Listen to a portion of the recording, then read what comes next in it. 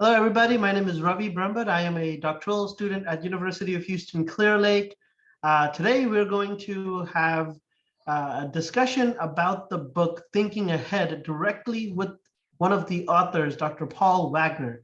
Dr. Paul Wagner is a full-time professor of philosophy and logic with the College of Human Sciences and Humanities and the area coordinator for statistics, research, and educational psychology with the College of Education at the University of Houston, Clear Lake. He is also a former vice president of Association of Philosophers in Education and the executive secretary of Philosophy of Education Society. Extremely honored to have you here. Join us, sir. We're going to start, jump right into it with the book, Thinking Ahead. And in your book, Thinking Ahead, you and your co-authors describe formal decision theory as something that we should understand and that should be understood by educators like myself. Why is that? Because in making decisions, we can either do it just by shooting from the hip. We get an idea and we think, well, I'd like to do that. If somebody asks you, well, do you have a reason for doing it? And you just bring to mind anything that happens to be there, you're shooting from the hip. And we've learned a whole lot more from places like philosophy forever. But economics in the past 50, 60 years, from business management, a number of different ways to more sophisticatedly construct protocols for making decisions that exhibit greater rigor than just imagining how you'd like the world to be. But one of the things that kind of comes to mind too is that things that people in the past haven't recognized about decision theory.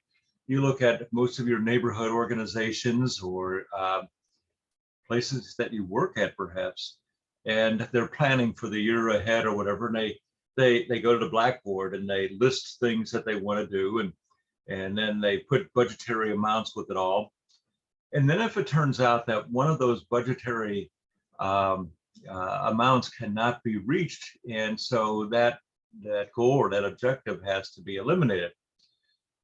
Typically, what people have done in the past, and far too many people still do today, they go to the blackboard and they erase that dollar amount for that item, and they erase the item, and then they move everything up one. The problem with that is that that's suggesting that human preferences are transitive, and we do not have evidence of that. Contrary, we have evidence to the opposite. We tend to look at our preferences holistically in real life. Transitive, if we didn't, transitive would mean if A is greater than B, B is greater than C. If you eliminate B, then C just moves right into the place where B was. That may not be the case. Let's look at a really simple example. We've got this fellow, and his preferences in life are wine, women, and song, and getting closer to his creator. So he's got 4 preferences. And he's been overdoing the wine business. And so after many years, he goes to his doctor, and his doctor says, you've got cirrhosis of the liver. You're going to die. And if you never have a drink again, you're still going to die in, say, 5 years. If you have a drink before then, you're going to die much before that time, too. So this guy bemoans the situation, and he takes a look at how he's been living. So he looks at his 4 preferences: wine, women, song, and getting closer to his creator. Well, it turns out preference number 1 is off the charts now. He cannot drink anymore or he dies. Everything is off the charts. So does that mean he just erases his drinking, and that means chasing women becomes his most important goal, and then singing, and then getting closer to his creator? Most likely not. He's got cirrhosis of the liver, and he knows he's dying whether he stops drinking altogether or not. He's probably lost interest in his second goal or objective as well.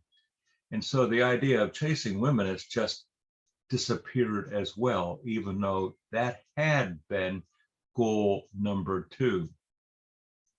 So now, what's his number one objective? Well, for some people, it might be, I'm worried about getting closer to my creator because apparently I'm about to meet him pretty soon. And so suddenly he takes what had been goal number 4 and catapults it to goal number 1.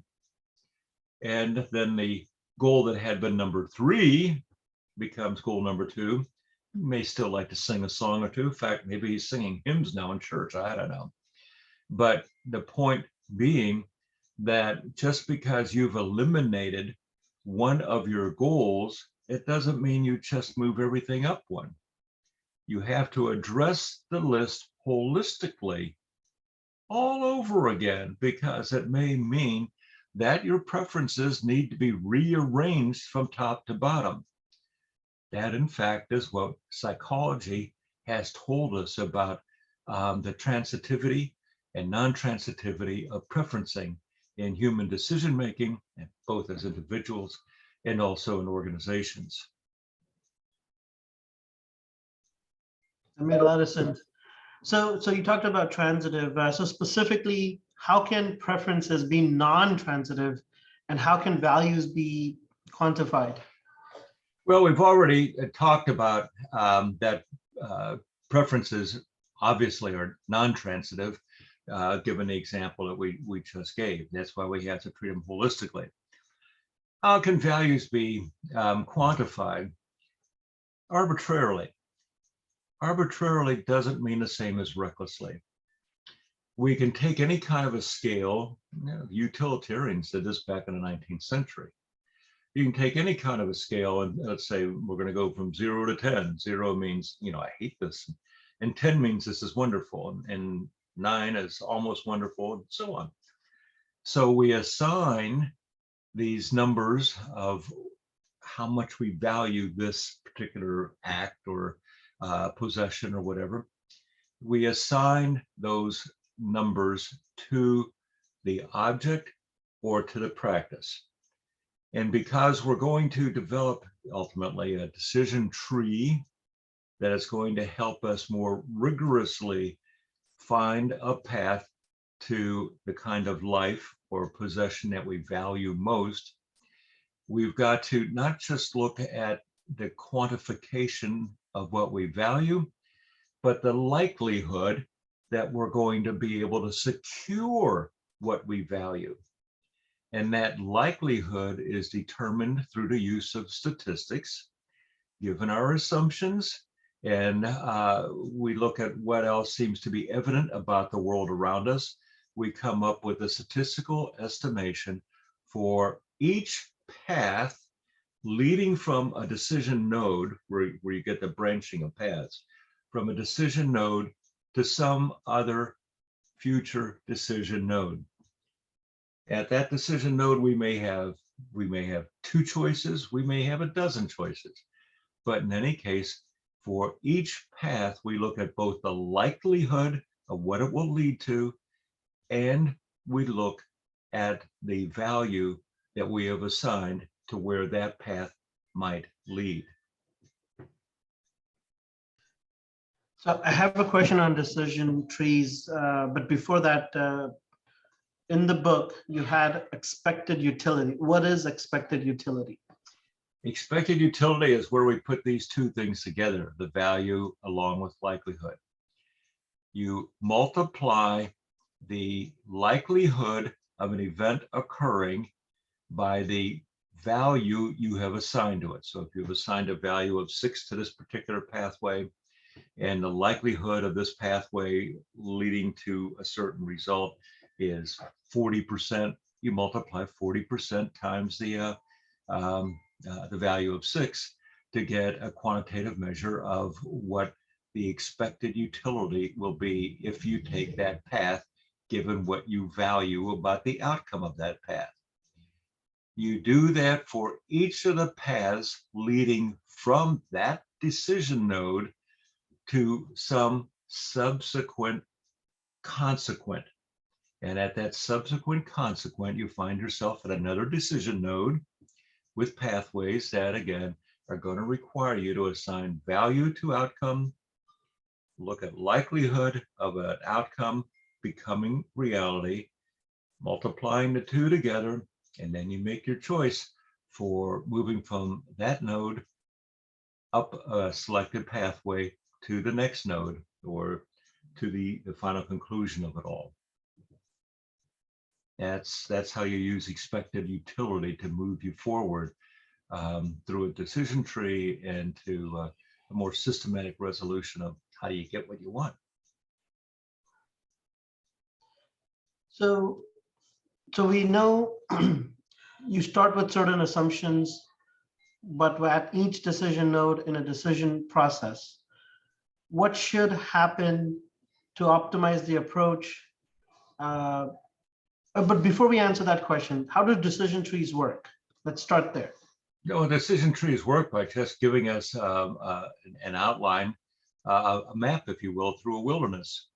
That's really what they are. The wilderness is our conceptual confusion.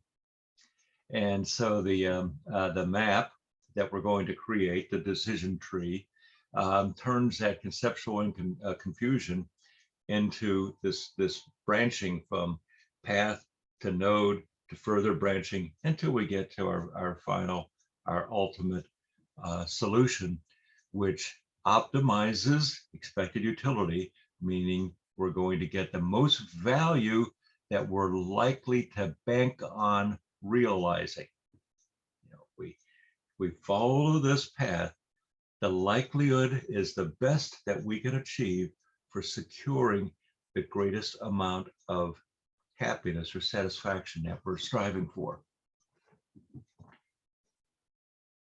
So the earlier kind of thought, is that what a Pareto Field, is that what that means? Or yeah, there was a guy named Pareto, an economist from Italy, back at the turn of the previous century, and he had what he called a Pareto point or a Pareto field, and essentially what that is that imagine that all the people involved in the decision, they're going to be affected by the decision, and we want to somehow secure as much benefit as we can for every stakeholder to be affected by the decision.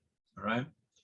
So what Pareto talks about is, when you have optimized the situation, when something like the decision tree, some formal mechanism like the decision tree is laid out, the path is clear. And so we know that we are securing the optimal expected utility for each and every stakeholder when we recognize that any change made from that point on would result in a decrease of satisfaction in the well-being of one or more of the stakeholders. So the Pareto point, or the Pareto field, if you will, is that layout where we have optimized all that decision theory can offer us, given the resources and values that we have at hand and the likelihood of outcomes taking various paths. Any changes will cause a decrease in satisfaction in one or more of the stakeholders. Once you've reached the Pareto point, the only way to change anything is to move further down in terms of the distribution of expected utility. wonderful. So let's switch gears here, okay? And this is where you have a planning instrument mentioned in multiple books of yours. The elements of ethical analysis talk about the moral self-assessment protocol, both in the ethical decision-making and school administration, and the moral and the multicultural foundations of teaching, as well as this book, Thinking Ahead. So you're talking about this elements of ethical analysis. So for the benefit of our viewers, what are the 8 elements of ethical analysis that you have in multiple books, right, but in this book defined well? Mm-hmm. First of all, let's talk about what the the function of the elements. People, particularly in today's world, find themselves in conundrums routinely about trying to find out what's the right way of treating somebody else. Of course, that's a historic concern of human beings. But in today's world, we've also gotten ourselves in an intellectual entanglement where we want to say, well, nobody can know what's right for somebody else, or everyone's moral truth is their own moral truth. And so we've relativized everything. And so in the wake of such relativization, it seems as though we have nothing to go on when we try to figure out the difficult problems of how we treat one another. So what we've come up with the elements of ethical analysis is not an algorithm for determining moral truth. We can't do that. But we can determine whether or not somebody has been morally responsible. And that's what the elements are about. Have you been morally responsible? We can expect that from you. We can detect when you have not, and we can condemn you for your lack of moral responsibility. Let me give you a simple example, and I'll give you a little bit more personal example that makes people feel uneasy because it is such a heavy moral example.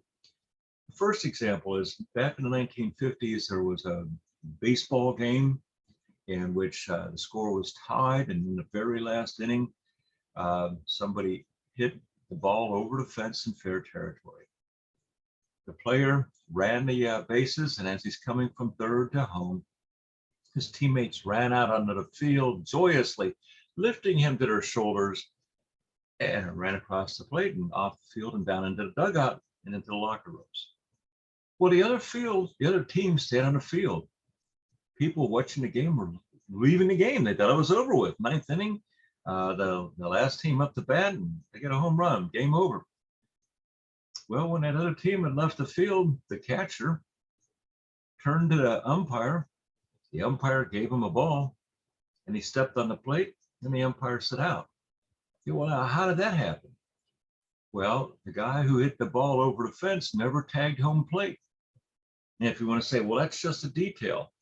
Well, when you're playing games, everything is just a detail. Why does the ball have to go over the fence on this side of a pole rather than on this side of the pole that we say is foul territory?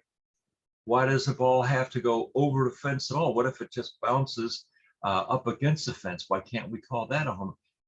Details. Why can't I run around the bases and just get near them as I run on to the next base instead of tagging them? Details, but that's what makes a game.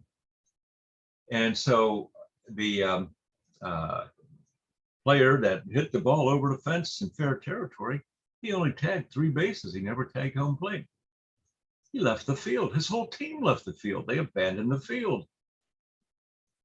And so the umpire declared him out. And since they abandoned the field, they forfeited the game. That was it. Okay, so details matter. And with the elements of ethical analysis, we're saying details matter in determining whether or not you've been morally responsible. Many of the people listening to this have already had this happen to them or their family. And if not, they're going to have the example I'm about to share with you. Happens sometime in their lifetime. A member of your family is in the hospital. They're in serious condition. Perhaps they're very old. And a physician comes and says to the immediate family member available, should we code or no code? Code means that the next time that the ailing person goes into cardiac arrest, they'll bring the crash wagon down and jumpstart the heart. Keep doing that as long as they can. No code means person goes into cardiac arrest and you know they're in a terminal situation, they're very old, they're suffering, and you decide that it's probably best if we ignore the arrhythmia or whatever it is that's bringing about the death to this person. So they will die. Now that's a tough decision to make. I mean, really tough. And so let's imagine three people who had this proposed to them. We're going to call them simply A, B, and C. And we're going to be a fly on the inside of the skull of each. So with A, he's asked, do you want us to code or no code your mother? And he says, well, let me think about this. And he goes down to a generic chapel or whatever that the hospital may have, thinks about it. We're on the inside of his skull, and we can see he has very carefully thought about each of the 8 elements. Comes up, the doctor, and he says, not about a code. The doctor says, all right. By the way, you can't hide down there in that chapel figuring, I can never sort this out. Because if you try to hide down there, by law, they have to code. So you have given a de facto response, even if you thought you were hiding out from the responsibility of the decision.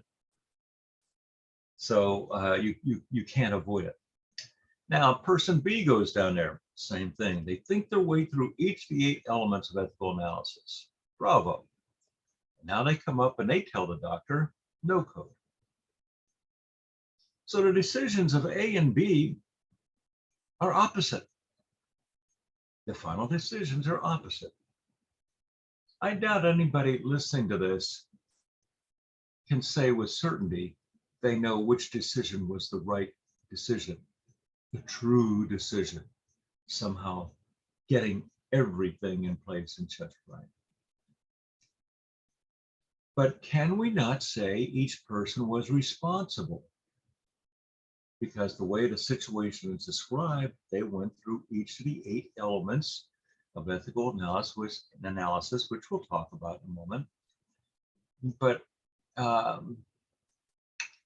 at the end of it, they don't arrive at a certain solution. They arrive at the best they can given their thinking. It's kind of a momentary Pareto point, if you like. Now, let's look at person C, which we hadn't mentioned yet. Person C is asked code or no code, and the first thing that person C does is go, oh my gosh, code, I've got to go running home and look at her will and see where I am in it, because if I'm not where I want to be, I need to get a codicil written up by a lawyer and rush in here and get her to sign it. So keep her alive until I get that done. You might go, whoa. This person isn't thinking at all about the person in danger. This person isn't thinking about anybody but themselves. And at the very least, we can say that morality, the whole concept of morality, deals with how people ought to treat one another.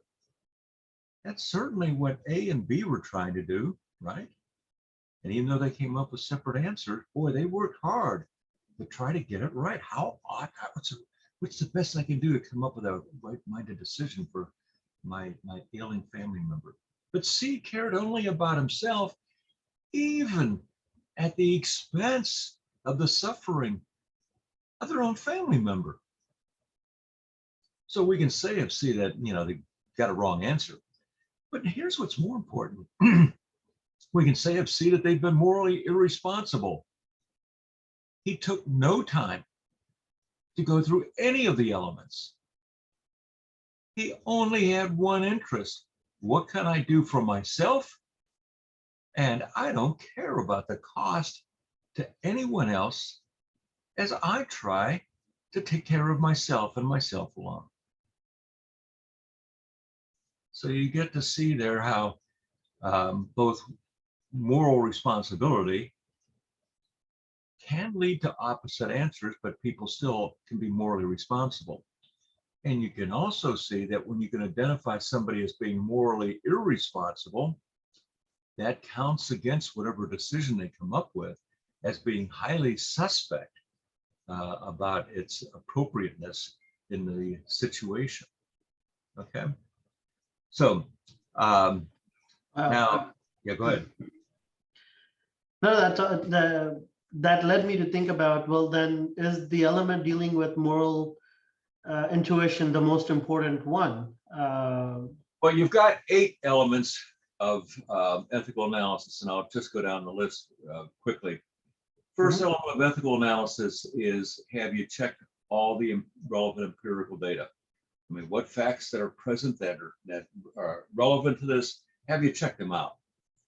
Number two, what are the relevant arguments for or against this? Um, the We've seen big social policy decisions ranging from COVID to the consequences of the court's decision regarding the previous work on Roe versus Wade, and so on and so forth. So, what are the arguments that are being posed for and against something? None of these people are like C, who just ran off and said, "I'm going to take care of myself." Presumably, in the examples that I'm asking you to consider right now, you have people who have genuinely tried to think at length the arguments that weigh heavily in favor or opposed to some practice or policy that they're considering. There's an important question of tolerance that you have to ask when you're looking at the different arguments. And I call it the tolerance question. It runs like this. What is the least amount of evidence I can even imagine that, if it were to turn out to be true, would cause me to change my mind about the conclusion I'm currently entertaining? If you don't ask that tolerance question, the various arguments that you're looking at for and against whatever the issue is, then you're likely closed-minded to relevant arguments that might counter the conclusion that you currently hold. And ideally, you want to get as close as morally responsible to a right-minded decision, even if you can't guarantee absolute security of the decision's metaphysical worthiness. Element number three deals with using the moral nomenclature. There are moral words that apply to our moral life. There are words like ought and ought not, promise, duty, integrity, respect, honor. All those words play a very important role in our moral thinking. What do those words mean? You can't get very far in your moral thinking responsibly without having clear definitions of those words. Take a pair of words like fair and equal. Some people would just define one word in terms of the other. Well, that's a reckless way of going about it. One of the worst things you can do at times, one of the most unfair things you can do at times, is treat everybody equally. It's one of the most unfair things you can do at times. Quick example, little Johnny, 7 years old, and he complains to his parents because they want him to go to bed every night at 8 o'clock. He doesn't want to go to bed at 8 o'clock. And he points out to them that my brother, and we're brothers, so we're equal, right? And my brother, he comes home whenever he wants, goes to bed whenever he wants. There's even been times he hasn't come home at night. And yet I've got to go to bed at 8 o'clock every night. That just isn't fair. You need to treat us equally. To which his parents respond, Johnny, you're 7 years old. Your brother, he's 32. Are they both equal as being brothers? Yes, they are. But would it be fair to treat the two the same? Well, you might try to get a 32-year-old into bed at 8 o'clock and see how it works, or see what Child Protective Services says about you letting your 7-year-old come home whenever he wants to, or not even come home at all on some nights. Very different sorts of situations, even though they're both equal as brothers, but what counts as fair treatment is going to be something quite different than the concept of equality. The fourth one is logical operators have to be used properly. In other words, you got to know how the language of logic works. We move chunks of thought around by using little words like you do in your computers. If then, therefore, because, hence, so, if and only if.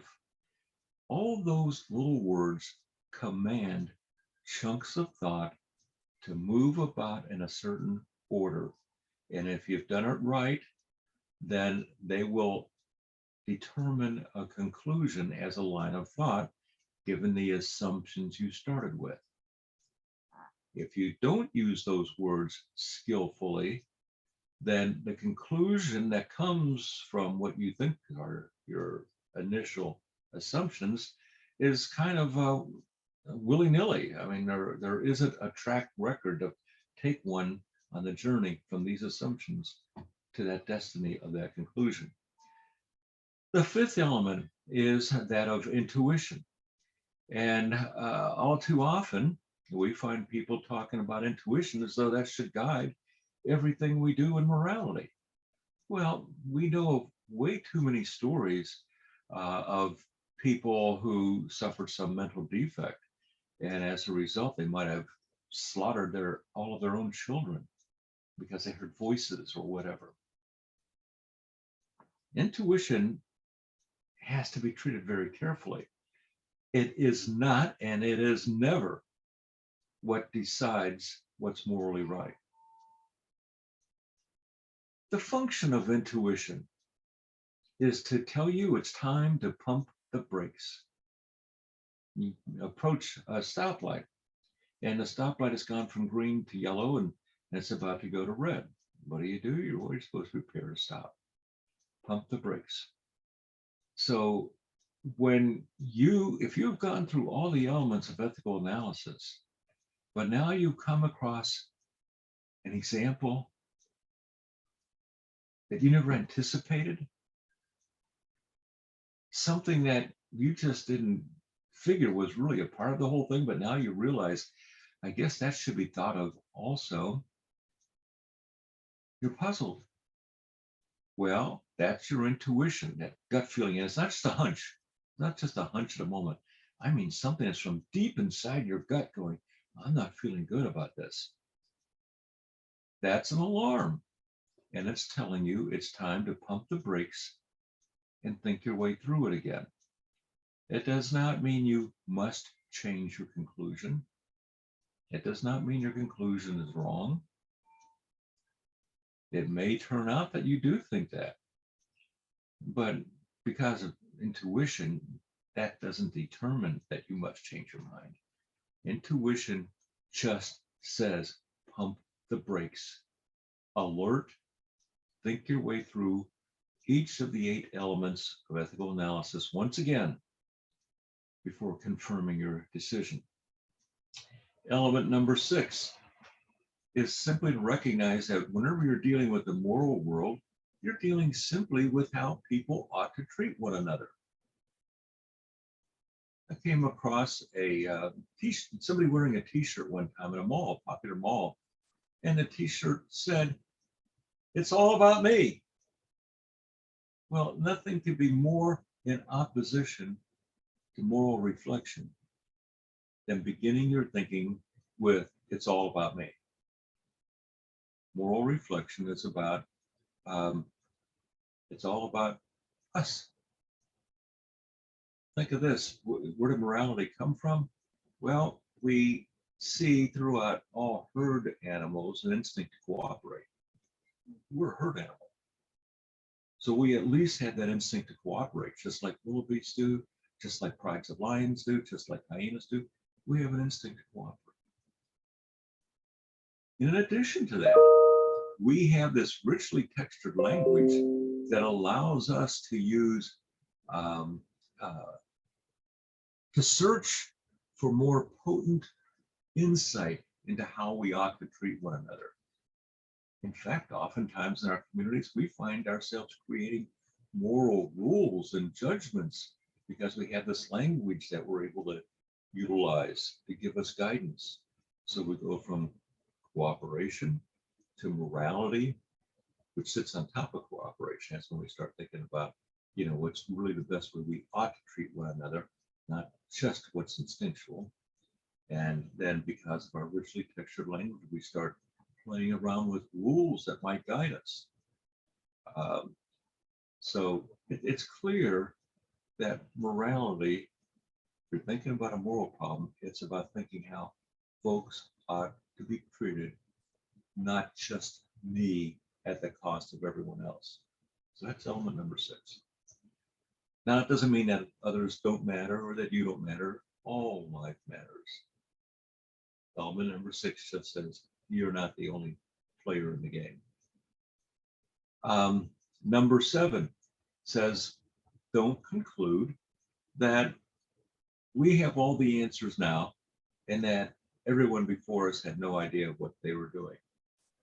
In evolutionary terms, there hasn't been enough generations of humans come and go for our brains to really have changed very much since the Stone Age.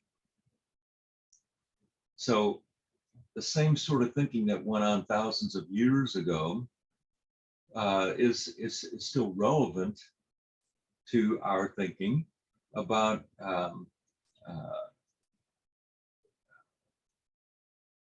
matters of morality. And so we should consider the longer a policy or a practice has been in place, the more seriously we ought to consider it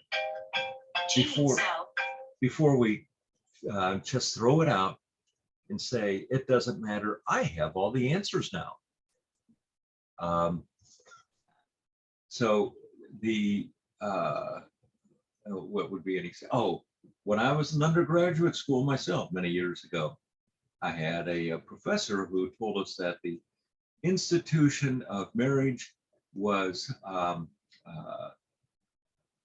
antiquated. And he told us in no uncertain terms that by the year 2000, it would be extinct because it just serves no purpose anymore. No, by my count, we're well past the year 2000. And by my count, there's still plenty of marriages going on all around the world. So that professor missed the mark. And while he may have thought it would have been a wonderful idea to get rid of marriage from the way he saw the world, human beings have seen the world differently for thousands of years. So maybe before we throw out an institution like marriage, we should think at some length whether or not we ought to throw it out. Slavery was once ubiquitous. Different cultures, people were enslaving each other. Everybody was either enslaved or enslaving somebody else. The last big nation in the Western Hemisphere to outlaw slavery was Brazil.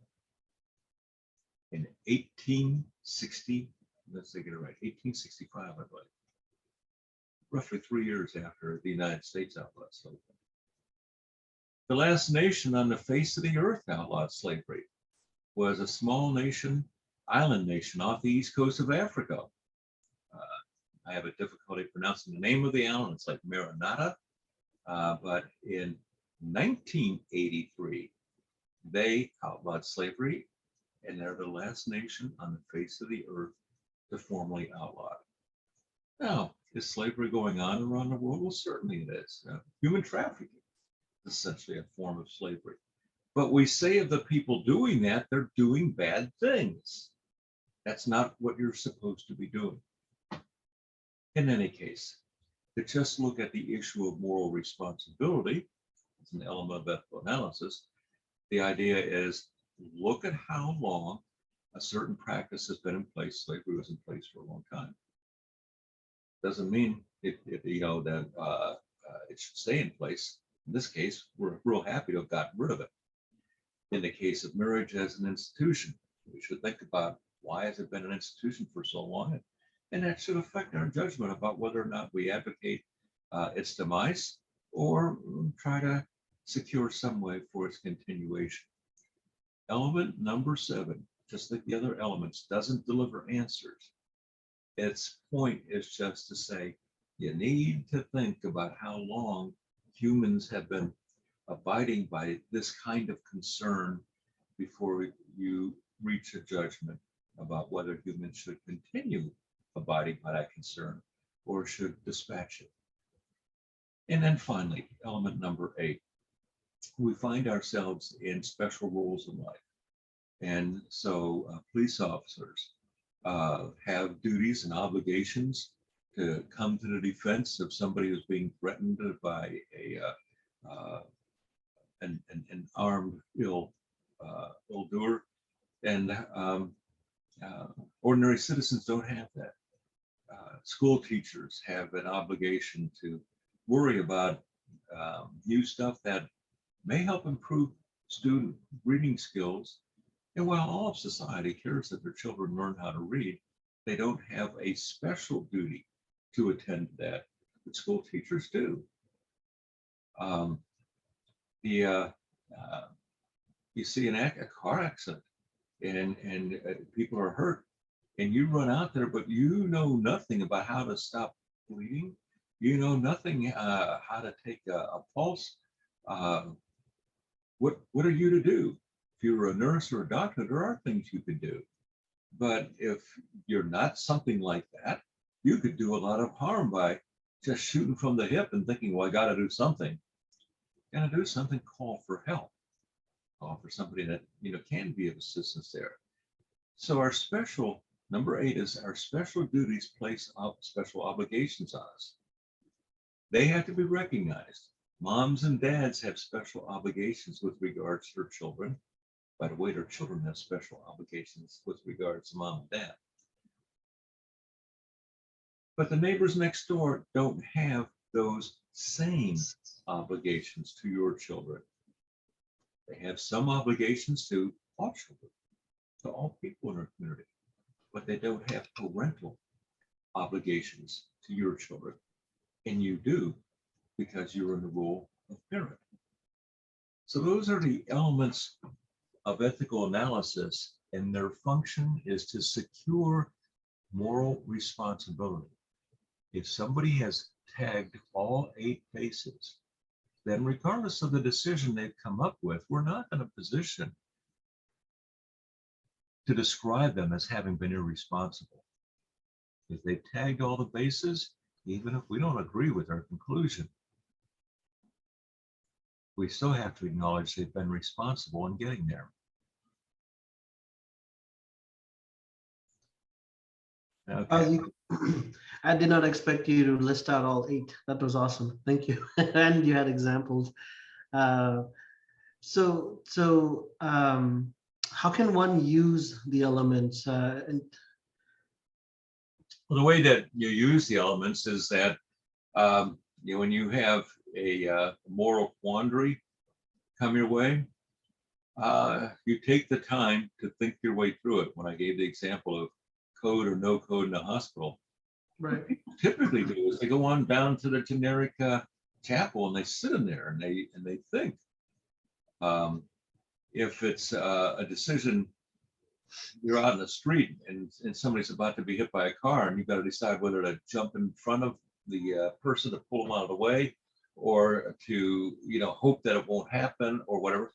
There isn't time to go through the elements of ethical analysis in those cases. And nobody really goes, when you have that kind of fast thinking demand, people really don't go through much thinking at all. The heroes that jump in the way tell us, I don't know why I did it. I just saw the need and I did it. And the people that didn't jump in the way go, I don't know why I didn't do it. I mean, I was terrified by what I saw happening.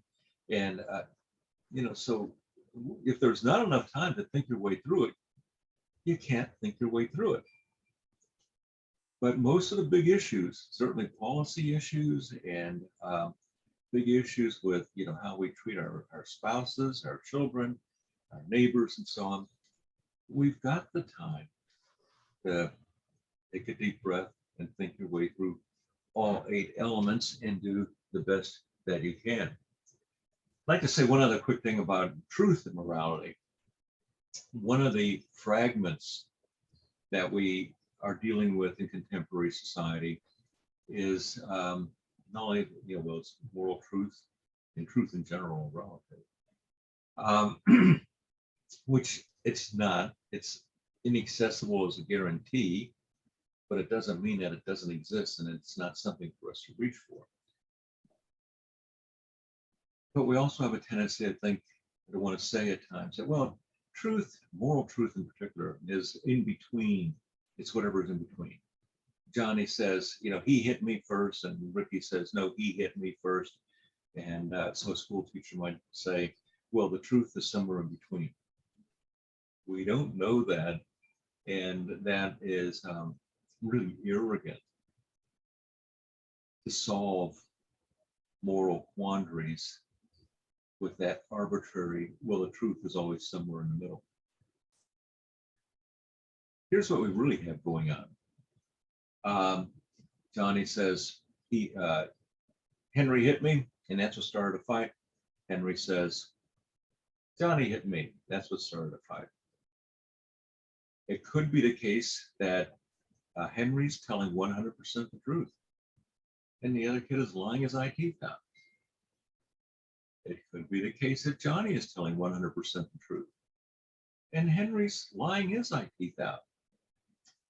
It could be the case that they were both trying to growl and intimidate the other one, and by accident they bumped into each other, causing each other to think that that had been an aggressive physical act that was intended, and so they lash out in self-defense. So it wasn't that the truth was in the middle. That'd be that, in a sense, that's one out of three possibilities at this point, you know, that they bump into each other. And so they didn't realize the blah, blah, blah.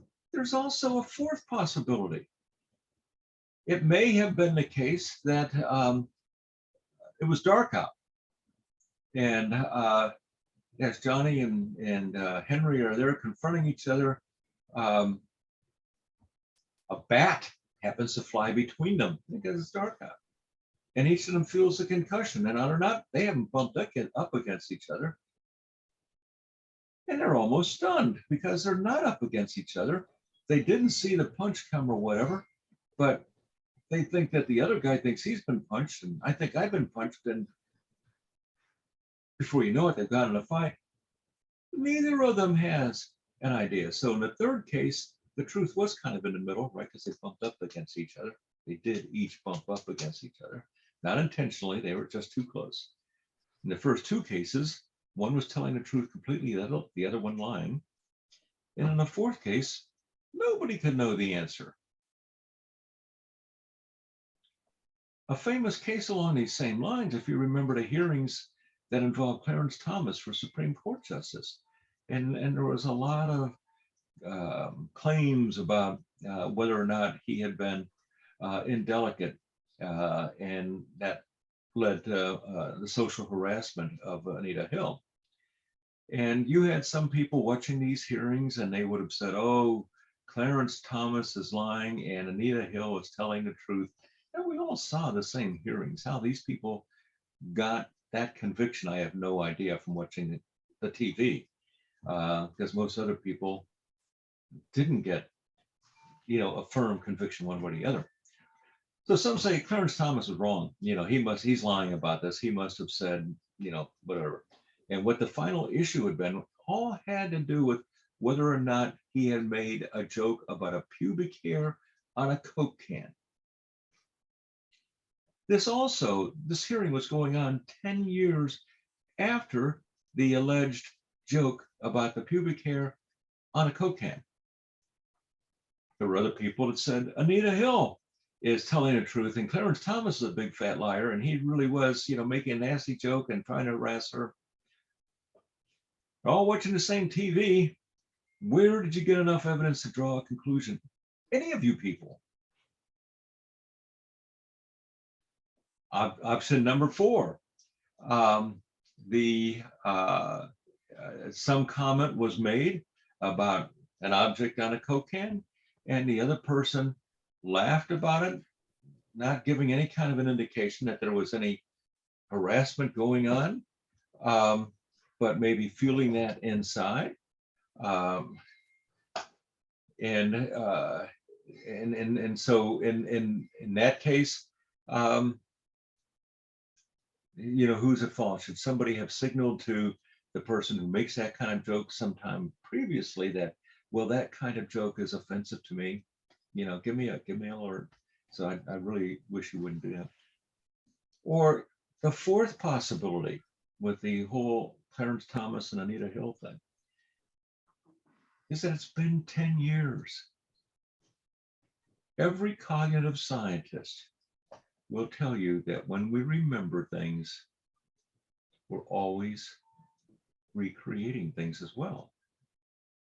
Some of us recreate things more generously in our recollections.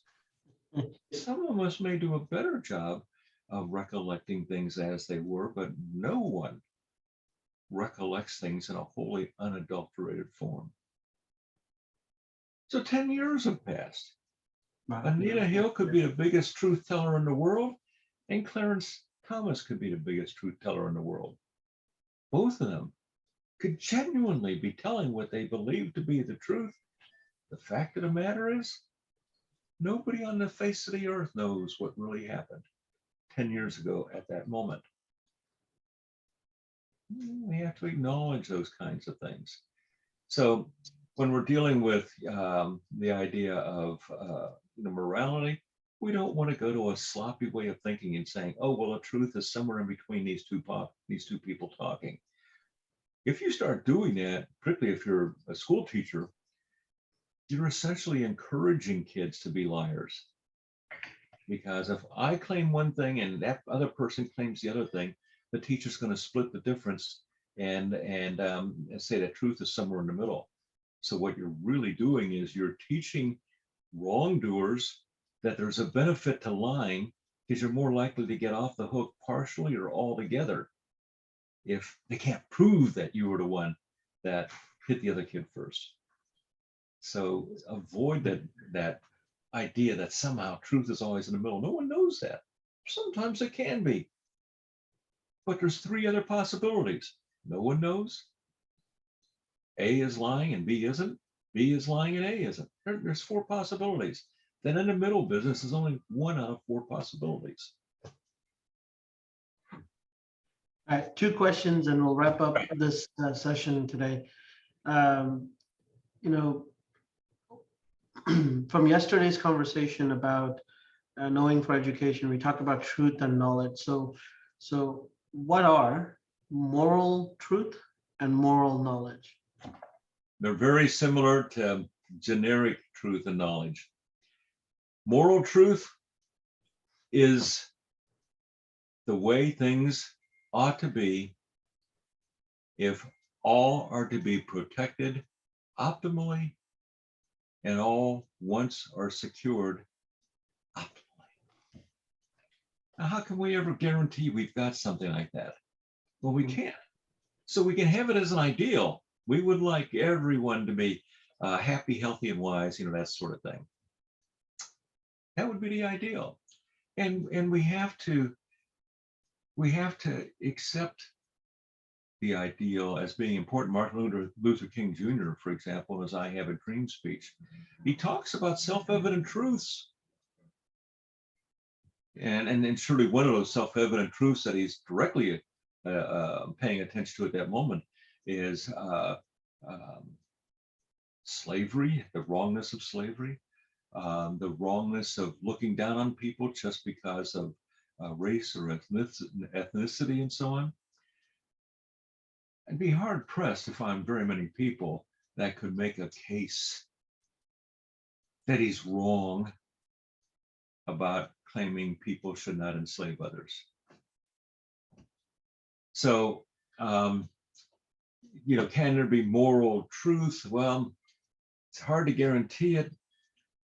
And there isn't, just like any truth, I don't think there is any truth I can grasp absolutely. But with moral knowledge, we more closely approximate the truth. It seems to me, and it seems to be around the world, prohibitions of slavery are close approximations of moral truth.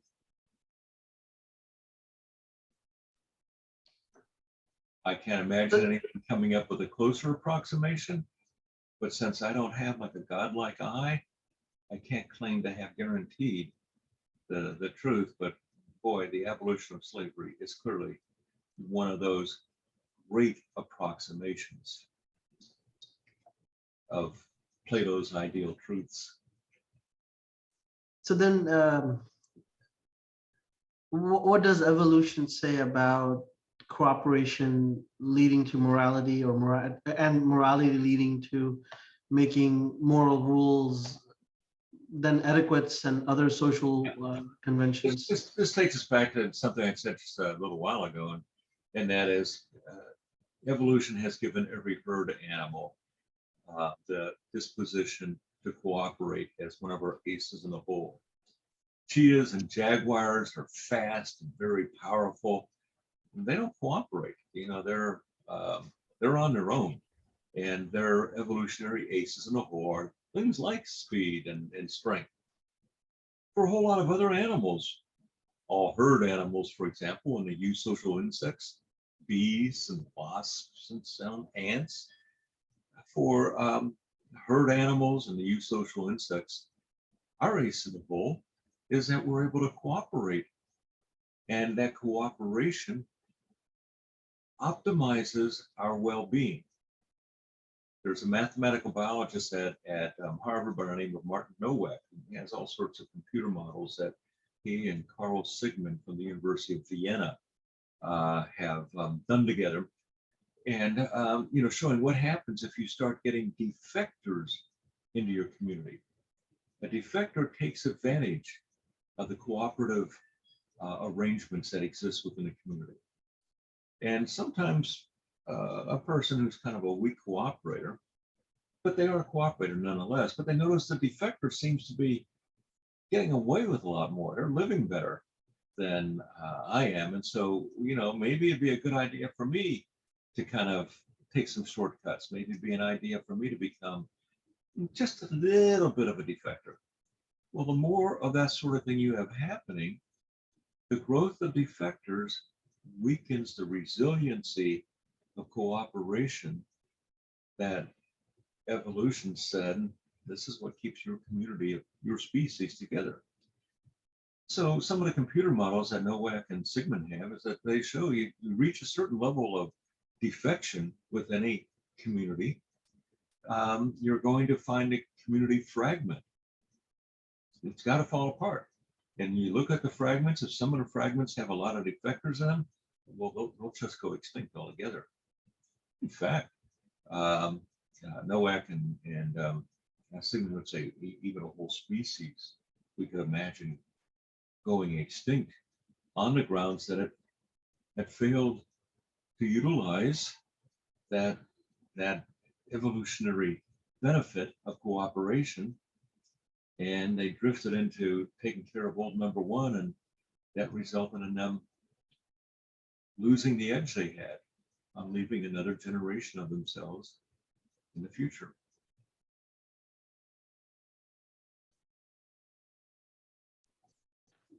Amazing. Thank you so much for your time today.